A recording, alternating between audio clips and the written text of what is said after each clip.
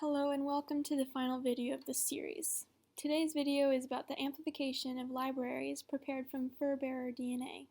During the previous video, libraries were prepared by adding sequencing adapters to each end of the DNA fragments. Here's what those libraries looked like. During this video, I'll be setting up a polymerase chain reaction, or PCR. This works like a copy machine in which we use a template DNA molecule, our DNA plus adapter fragments, and print lots of copies of the same molecule. The reaction will also add unique 8 base pair sequences called index primers to each end of the DNA fragments. Here I'm adding the 2 indices and then the DNA library to a tube that already has the enzyme and buffer mix in it.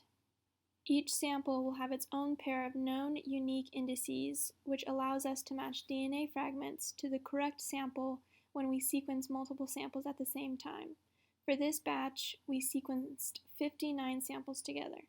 This is a very important step in preparing our samples for sequencing. Messing up here would cause major issues down the road.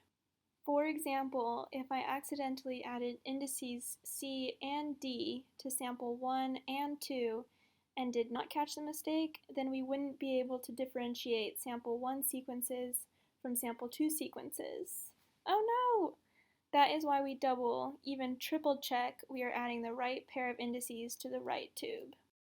In theory, each PCR cycle doubles the amount of DNA in the reaction, increasing the quantity of DNA fragments that have indices, so we have enough DNA molecules for sequencing. After indexing, we'll check the quality and quantity of the amplified libraries before pulling the samples together and sending them off for sequencing. Yay, data!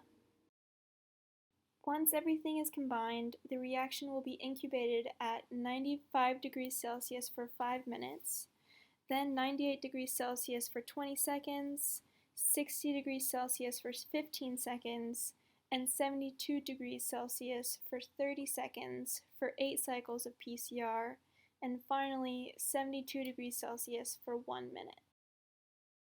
Thank you for watching. Hopefully this gave you an informative behind-the-scenes look at how we obtain large amounts of genetic information from small pieces of tissue.